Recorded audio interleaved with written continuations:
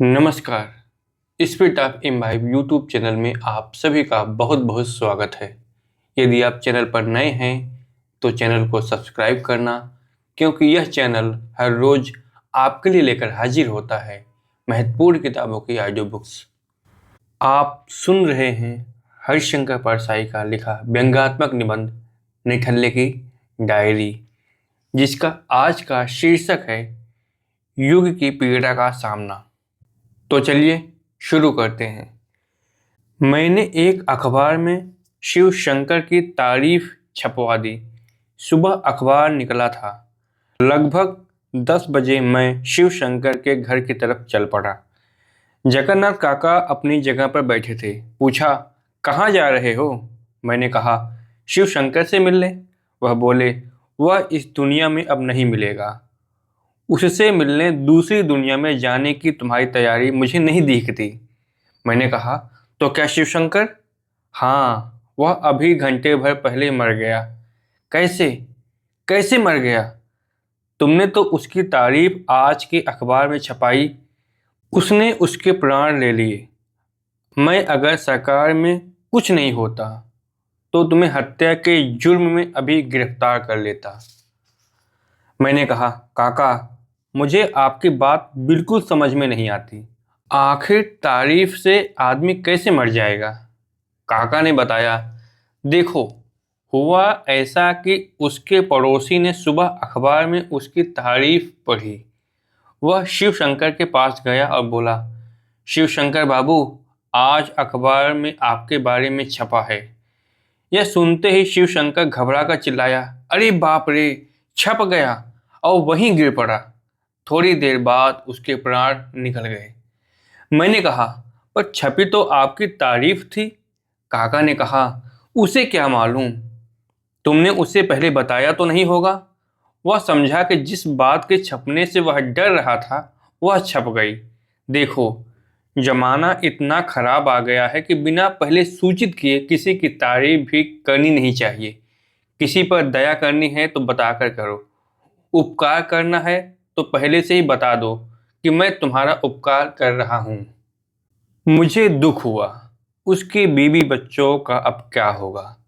मैंने अपनी चिंता प्रकट की तो काका हंसे। कहने लगे, तुम बड़े भोले हो। बीवी बच्चों के तो शुभ दिन आ गए हैं। वह शिव शंकर घूस सरकारी पैसा खाकर काफी बड़ी जायदाद और नकद छोड़ गया है।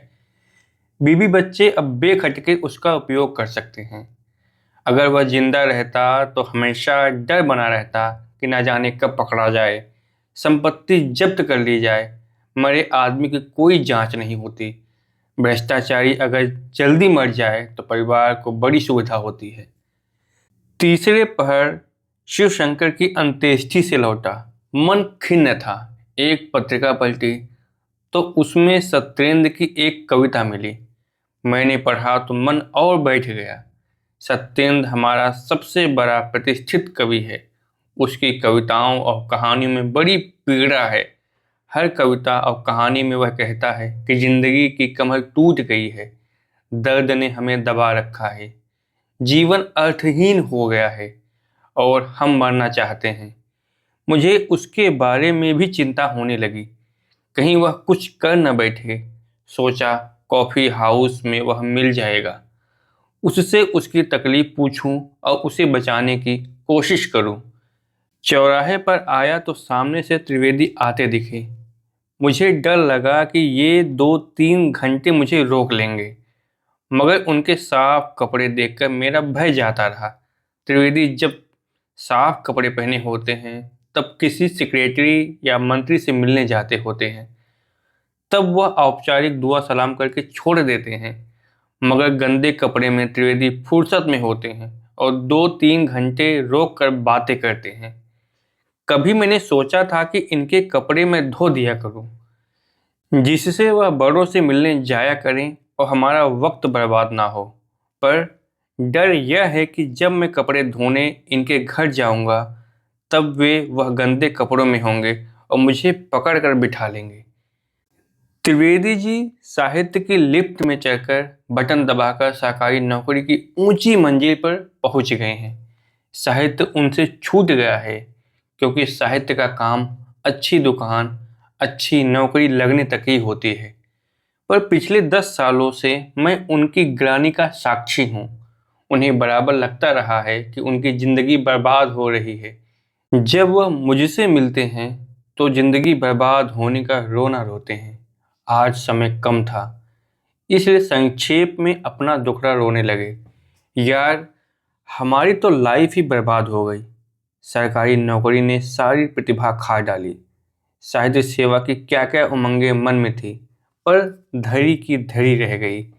जब हमने तरंग के प्रति कविता लिखी थी, तब रचनात्मक शक्ति चरम बिंदु पर थी, पर फिर इस कोल्हू में जुट गए। हिंदी ने हमसे क्या क्या उम्मीदें की थी।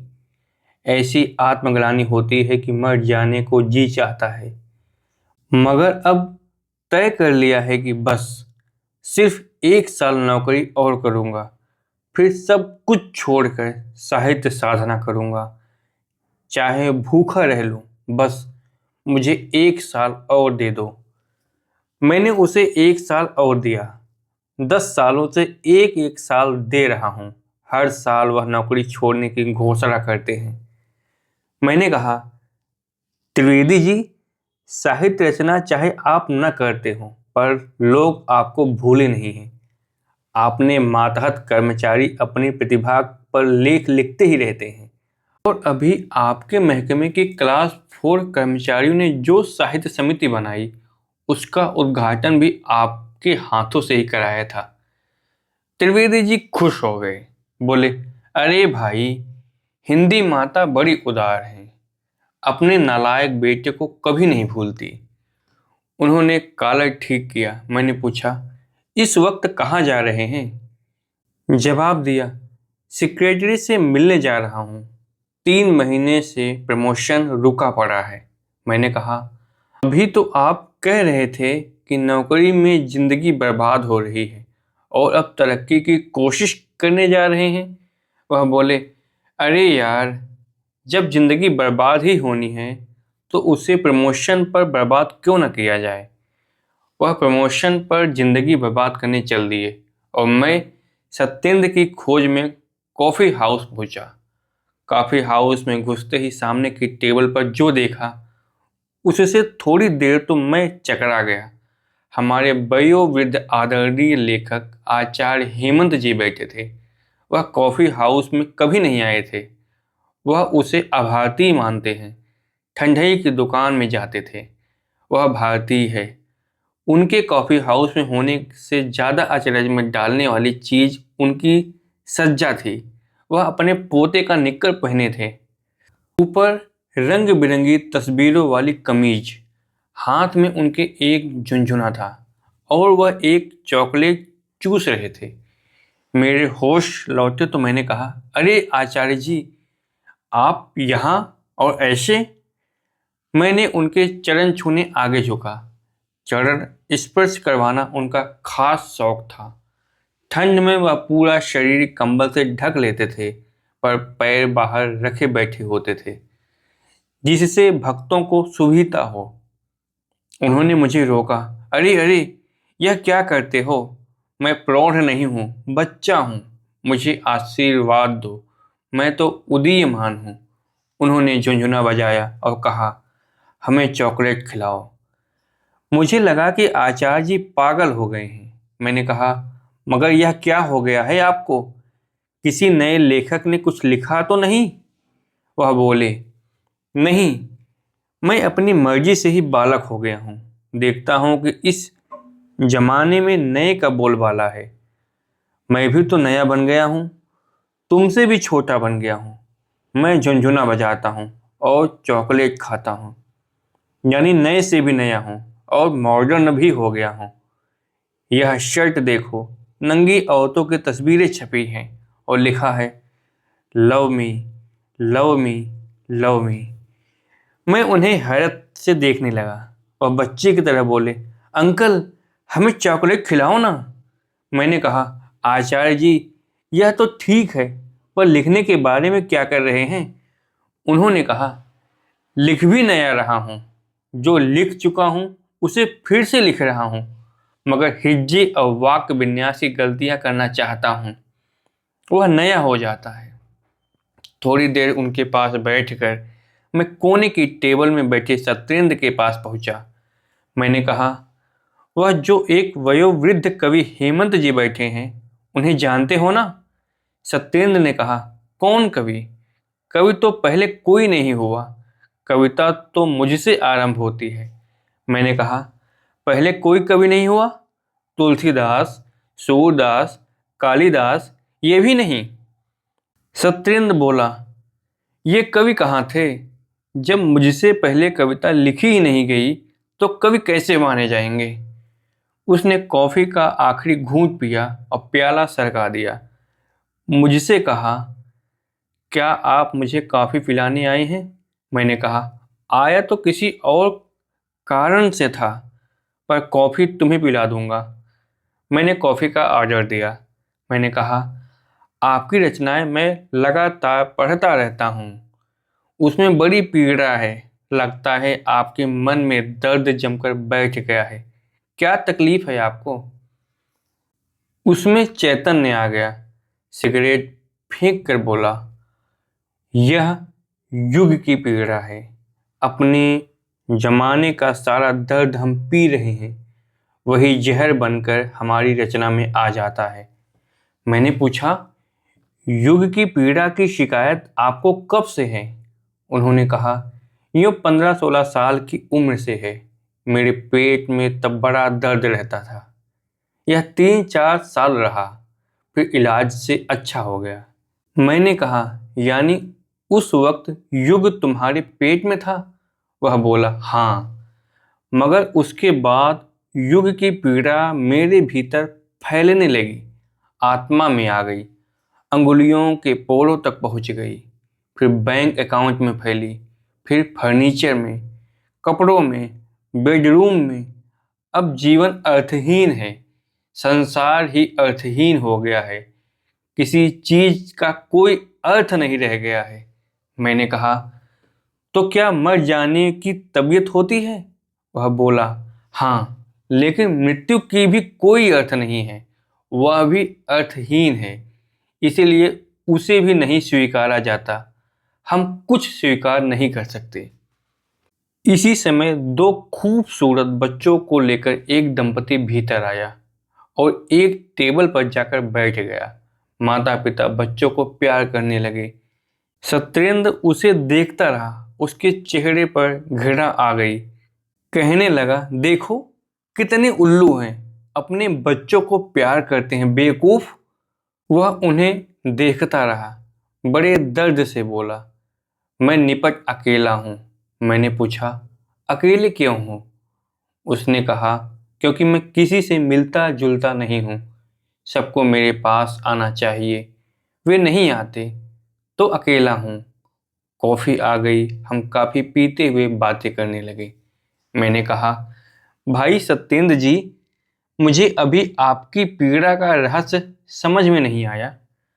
उसने खींच कर मेरी तरफ देखा, बोला, तुम्हें क्या पीड़ा दिखाई नहीं देती? क्या इस युग के संकट में तुम अनभिज्ञ हो? मैंने कहा, मुझे कुछ पीड़ा और संकट तो दिखते हैं। 17 साल बाद भी देश भूखा और नंगा है। छोटे छोटे बच्चे होटलों में काम करते हैं। नाबालिग लड़कियां पेट भरने को चक्करों में बैठ जाती हैं। दहेज के कारण लड़कियां बिन ब्याही सूख जाती हैं। हर तरफ लूट खसोट है। साधारण आदमी का कई तरफ से खून चूसा जा रहा है और कोई बचाव का रास्ता नजर नहीं आता। उधर युद्ध का संकट है। यह सब तो मेरी समझ में भी आता है। यही क्या युग की पीड़ा है? यही तुम्हारे दर्द और संकट की अनुभूति का उत्स है। सत्येंद्र ने मेरी तरफ देखा जैसे मैं कोई बच्चा हूं। बोला, आप बहुत नासमझ हैं। युग की पीड़ा आपके भीतर से उपजती है। जमाने का मेरे प्रति जो कर्तव्य है, वह जब नहीं करता तब घोर पीड़ा होती है। देखो, सुबह से मुझे 3 कप कॉफ़ी अपने पैसे से पीनी पड़ी। मुझे पीड़ा नहीं होगी। मुझे कुल 800 रुपये तनख्वाह मिलती है और उस नरेंद्र को 1000 रुपये। प्रथमेश को अभी अभी 1200 रुपये हुए हैं। मुझे रात भर इस पीड़ा से नींद नहीं आती। सुरेश के पास कार हो गई, मालूम है आपको, और मैं टैक्सी लेता हूँ। मैं इतना बड़ा लेखक हूँ। यहाँ कोई 3 गर्ल्स कॉलेज हैं। उनकी सारी लड़कियों को मेरे इर्द गिर्द होना चाहिए कि नहीं, मगर कोई नहीं आती। इस असंस्कृत समाज में दम घुटता है मेरा। और आप पूछते हैं यह पीड़ा कहाँ से आती है। हम इस सारे जहर को पीते हैं। दुनिया अर्थहीन हो गई है। लोग हैं कि खाते पीते हैं, शादी ब्याह रचाते हैं, बच्चे पैदा करते हैं और बच्चों को प्यार करते हैं। सब के सब गंवार, जड़ और संवेदनहीन है। सत्येंद्र बहुत क्रोध में आ गया था। उसने एक घूंट में सारी कॉफी निगल ली और कप जोर से पटक दिया। उसके मूड को देखकर ऐसा लगता था जैसे वह अभी जाकर रेलगाड़ी के सामने गिर जाएगा। मैंने उसे शांत करने की कोशिश की। कहा, बंधु, ज्यादा मत घुटो, कहीं पेट का दर्द फिर से न उभर आए। मुझे बताओ, मैं तुम्हारे लिए क्या कर सकता हूँ। वह बोला, आप मेरे लिए कुछ नहीं कर सकते।